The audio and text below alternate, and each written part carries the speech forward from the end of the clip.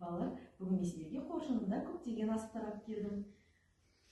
Ал қараңдаршы міне асықтарды. Асықты сендер қайдан алатынын білесіңдер ме? Төрт малдан. Ал енді осы дұрыс айтасыздар, төрт малдың терісінде болатын шымыр сүйек. Асықты түсуіне қарай қалай аталатынын білесіңдер ме? Алшық, тәйке, бүкшек. Дұрыс айтасыңдар. Балалар, бүгін сендерге хан талапай ойыны арқылы үш табан ойынын қалай ойналу керектігін сендерге үйретемін. Асықты біз үш табан ойын ойнау үшін бірінші асықты таңдап, хан талапай ойыны арқылы таңдап, не істейміз? Хан асығын белгілеп аламыз, иә? Қане онда бәріміз бірге айтайықшы. Талапай-ау талапай, басталды ойын алақай. Қане, хан асығы кімге түседі екен?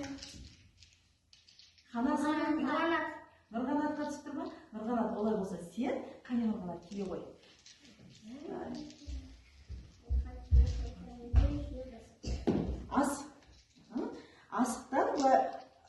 Асықтан біз үш табан аттаймыз, иә? Асық белгіленген жерден. Қане? Бір, екі, үш. Дұрыс айтасың, міне, асықтың үш табанында жерден белгіленді. Осы белгіленген жерден біз асықты атамыз. Қане? Ата қой. Ой, жарайсың, асығың қалай түсті? Бүк, отыра қой.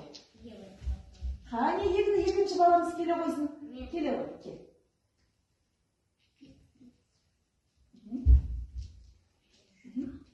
Қане, белгіленген жерге келе тұра қоямыз. Енді, ой, жарайсың, сен асығың қалай түсті? Бүк түсті, е? Жарайсың. Алихан, келе қой. Тез атып кетіңдер. Иә, ата қой. Ой, жарайсың, сен асығың қалай түсті? Бүк түсті, е? Дамир, келе қой сенде. Белгіленген жерге келіп тұрамыз. Белгіленген үш табан осы жерден. Дамир, мына жерден атасың. Ой, жарайсың. Дамир, келе қой сенде. Саспа таста балақай, асық түсті қарақай. Қане шүйір асықты, асты шүйірамыз. Асты шүйірамыз.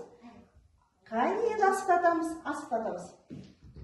Алшы түсті алақай.